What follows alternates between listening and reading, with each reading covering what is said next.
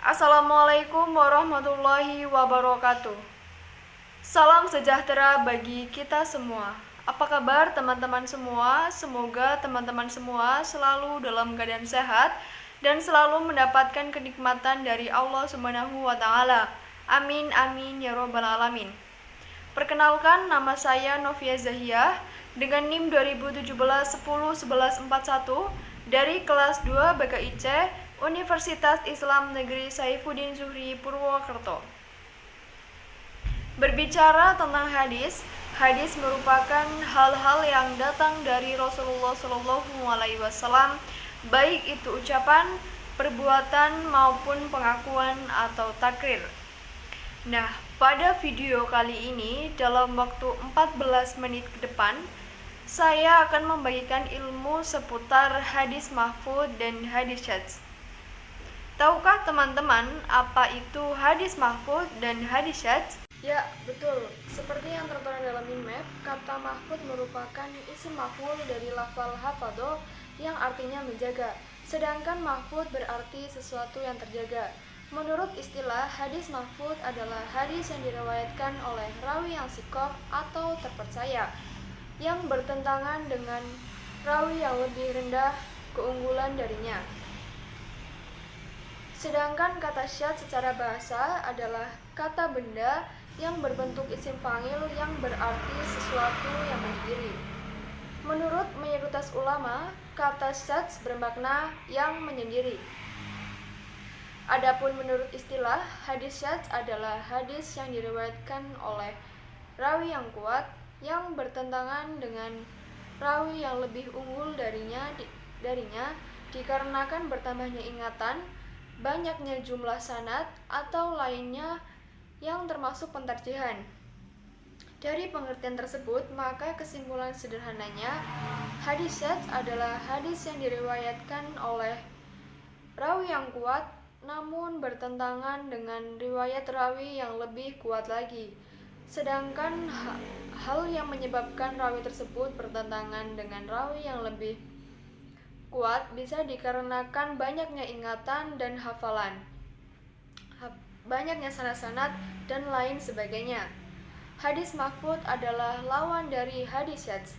Hadis mahfudz adalah hadis sahih. Maka sebaliknya, hadis syadz adalah hadis dhaif. Hadis syadz dapat terjadi pada sanad maupun matan. Berikut ini adalah contoh hadis syadz dan hadis mahfudz. Yang pertama, hadis syadz. Kejanggalan dalam hadis syadz itu ada kalanya terdapat pada sanad dan ada kalanya terdapat pada matan.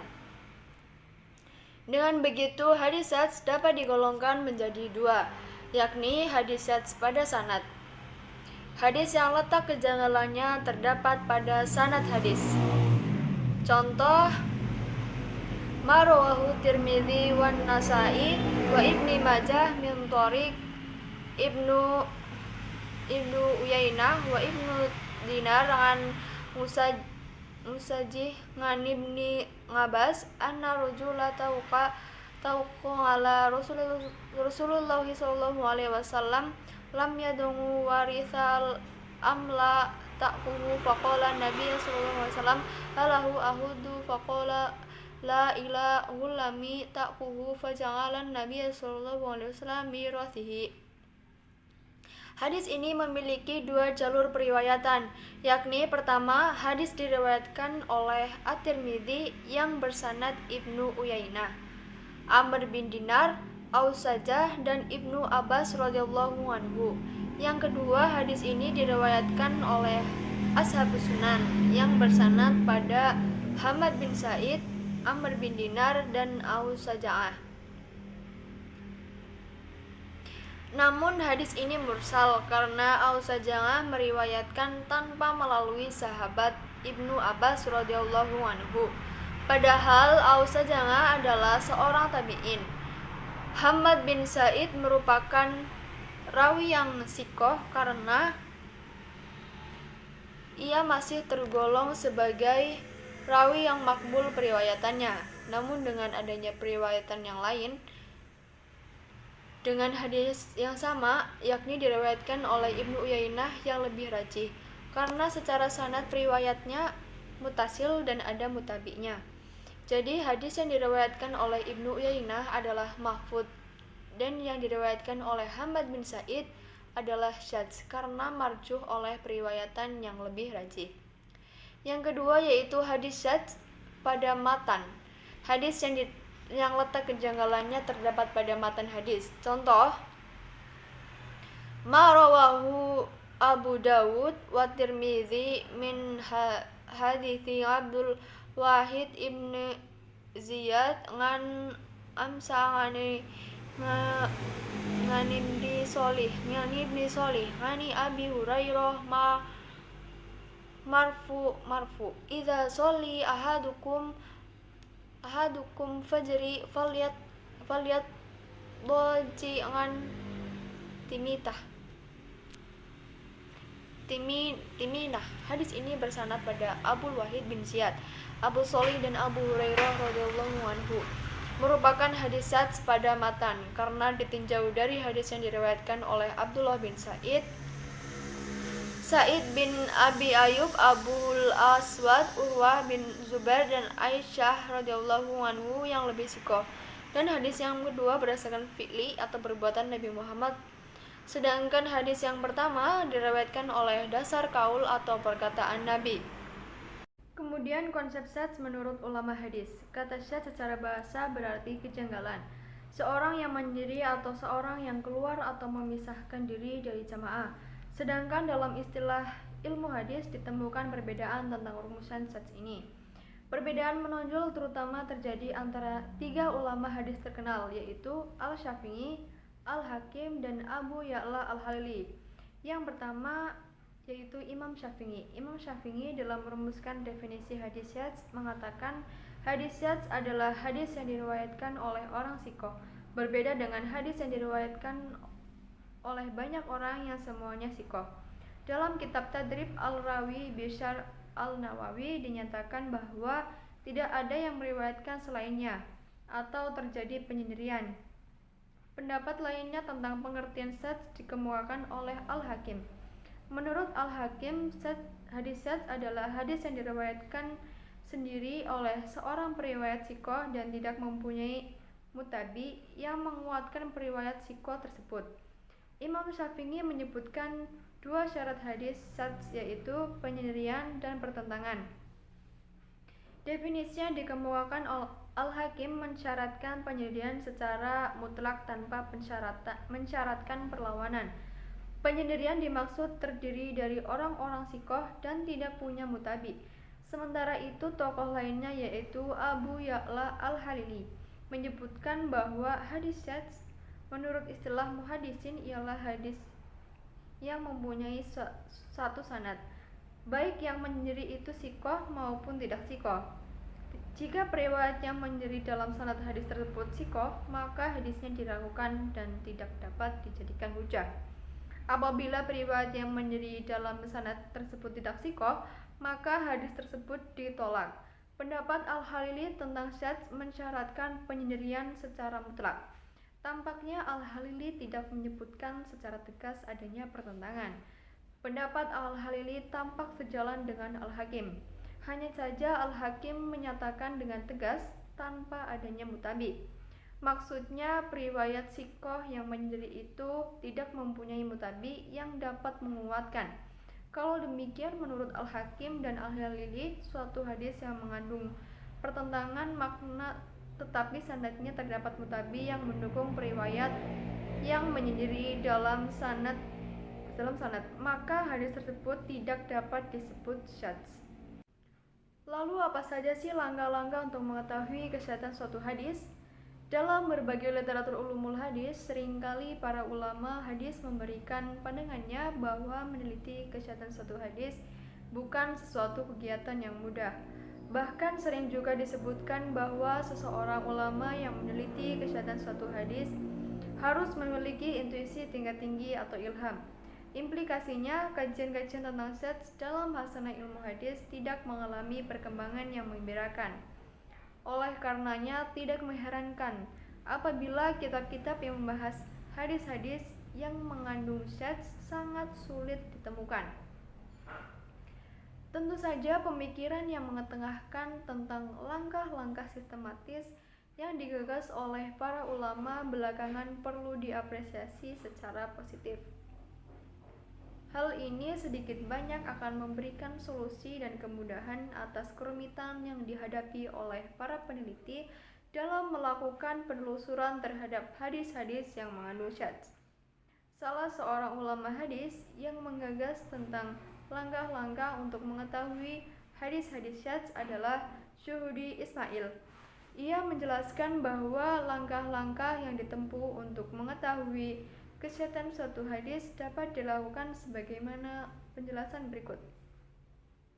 Yang pertama, semua sanad yang mengandung matan hadis yang pokok masalahnya memiliki kesamaan dihimpun dan diperbandingkan. Yang kedua, para periwayat dari seluruh sanad yang telah dihimpun kemudian diteliti kualitasnya. Yang terakhir yaitu menyimpulkan hasil penelitian. Apabila seluruh periwayat bersifat sikot dan ternyata ada seorang periwayat yang sanadnya menyalahi sanad-sanad yang lainnya yang juga sikot, maka sanad yang menyalahi itu disebut sanad syadz. Sedangkan sanad lainnya yang diunggulkan disebut sanad mahfudz.